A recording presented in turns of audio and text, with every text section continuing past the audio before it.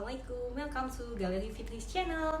Di video kali ini aku mau berbagi tips cara membangun rumah dengan budget yang terbatas atau low budget. Seperti apa? Tonton videonya sampai habis ya.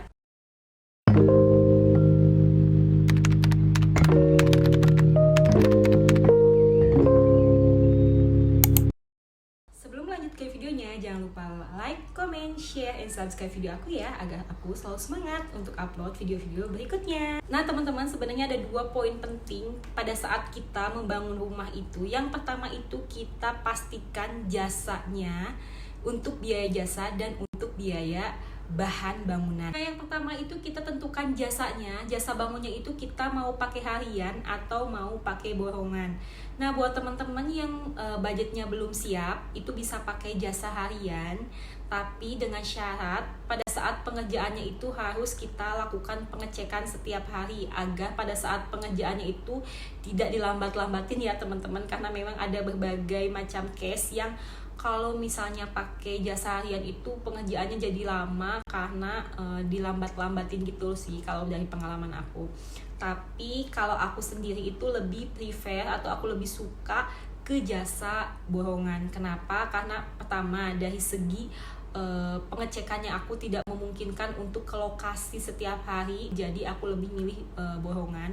Pengalaman aku pada saat aku membangun rumah yang harian jadi agak dilambat-lambatin, jadi pada saat pengerjaan rumah ini aku pilih jasa borongan. Nah untuk biaya jasa borongan itu biayanya itu sekitar 1 sampai dengan 2 juta per meter ya, tergantung kondisi bangunannya seperti apa, tinggal dikalikan aja dengan luas bangunannya. Contoh ya, kalau misalnya jasa borongannya 1 juta per meter, luas tanahnya 50, berarti 50 juta. Tapi kalau 2 lantai tinggal dikali 2 aja, berarti 100 juta. Tapi balik lagi ke kondisi, ada juga yang jasanya itu untuk area lantai 2 itu berbeda dengan jasa untuk lantai 1, karena memang pengerjaannya juga lebih sulit untuk area lantai 2. Biasanya beda, lantai 1 juta, lantai 2 1,2. Nah ini aku bikin contoh ya, luas bangunannya 100 meter karena memang 2 lantai. Jadi area lantai 1 juta, area lantai 2 1,2. Jadi 50 juta tambah 60 itu totalnya 110 juta. Biaya jasa harian tukangnya itu sekitar 150 sampai dengan 200 per hari. Ada juga kalau untuk keneknya itu sekitar 100.000 sampai dengan 150.000. Gimana sih versi hemat menurut aku? Jadi aku lebih memilih jasa yang borongan. Kenapa? Karena pertama balik lagi aku lebih suka efisiensi waktunya, jadi tepat waktu. Kalaupun misalnya ada kondisi seperti hujan, itu tuh kayak cuman meleset perkiraannya itu 1 sampai 2 minggu aja, nggak berbulan-bulan ya teman-teman. Kalau misalnya dengan tukang itu sama dari awal sampai akhir pengerjaan itu sesuai, misalnya kalau 5 ya 5. Nah kalau pengalaman aku pada saat membangun rumah ini, aku pilih pakai jasa borongan jasa aja, jadi biar waktunya itu lebih efisien, terkendali, kita nggak was-was pada saat pengerjaan. Nah ini aku memakan waktu 4 bulan, walaupun ada sedikit pengerjaan yang aku pending, aku hentikan dulu karena memang untuk jasa, untuk biaya bangunnya atau bahan bangunnya udah nggak ada, jadi aku stop aja. Jadi nanti tinggal finishing sedikit aja sih sebenarnya. Nah dalam biaya jasa bangun rumah itu ada biaya jasa denah atau gambar rumah. Nah buat teman-teman yang pengen budgetnya terbatas atau low budget, teman-teman itu harus pakai gambar sendiri, atau teman-teman bisa cari referensi di internet, bisa cari di Pinterest kalau teman-teman pengen lihat tampak muka rumah, atau teman-teman pengen gambar denah rumahnya pakai apa sih kalau misalnya kita nggak bisa, nanti akan aku kasih lihat di sini. Teman bisa pakai kertas aja, kayak pakai pulpen digambar-gambar, nanti aku bakal contohin ya di sini. Nah teman-teman bisa buat sendiri, jadi itu mengurangi biaya arsitek gitu ya, lebih hemat. Kalau aku sih seperti itu. Ini juga ada biaya tambahan di luar biaya jasa bangun, kayak misalnya instalasi listrik.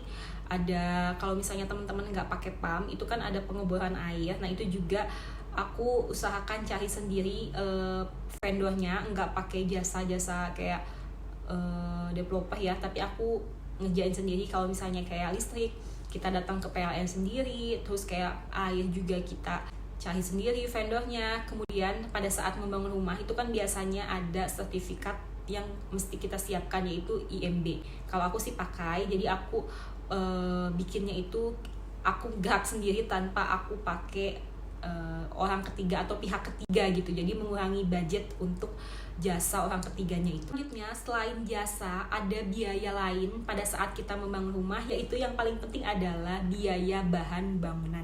Nah, gimana sih caranya supaya kita itu bisa membangun rumah yang sesuai dengan harapan kita tapi dengan budget yang terbatas? Menurut aku, teman-teman pastikan pilih bahan bangunan yang sesuai dengan budget yang ada. Contoh, kalau untuk pondasi, aku tidak bisa mengubah bahan bangunan ke yang biasa aja atau yang standar. Aku pilih bahan bangunan yang kualitasnya premium atau bagus karena biar bangunan itu kokoh, kualitas itu baik. Tapi untuk pengerjaan lainnya, misalnya kayak finishing, pada saat pemasangan keramik atau pemasangan lantai, aku pilihnya pakai keramik aja, nggak pakai granit supaya menghemat budget. Aku bakal kasih contoh, misal pada saat pengerjaan pondasi, itu pastikan pondasi yang dibangun itu seperti apa.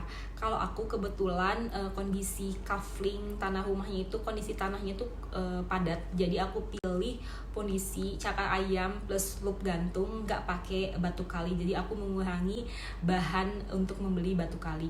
Dan aku pilih besinya itu, tapi untuk besi aku pilihnya yang memang yang bagus, kualitas bagus. Itu aku pilih pakai besi 13 ulir.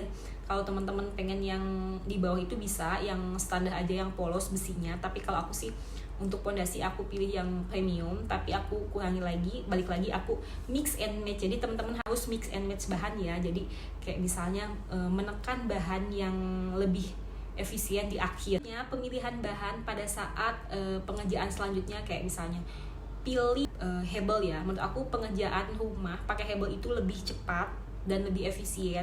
Jadi aku lebih memilih pakai hebel daripada bata merah karena memang budget aku terbatas. Kemudian teman-teman juga pilih semennya pakai apa. Tapi kalau untuk kayak semacam pondasi sampai dengan plester aci, aku pilih yang semen yang bagus. Nah, menurut aku atap dengan pemakaian atap genteng itu lebih hemat dibandingkan dengan atap cor atau dak. Jadi yang hemat itu pakai genteng metal berpasir. Genteng konvensional atau tanah liat sih sebenarnya agak lumayan lama pengerjaan dan budgetnya juga lumayan menurut aku ya, butuh pengecatan lagi, terus kayak perawatannya juga lumayan. Nah, selanjutnya pada saat finishing itu kan biasanya pemasangan lantai, area keramik, misalnya kita ubah si granitnya itu ke keramik, atau misalnya teman-teman kayak aku nih, aku suka kan, aku sebenarnya pengen pakai vinil yang motif kayu, tapi berhubung budget aku terbatas jadi aku ubah ke keramik yang motif kayu.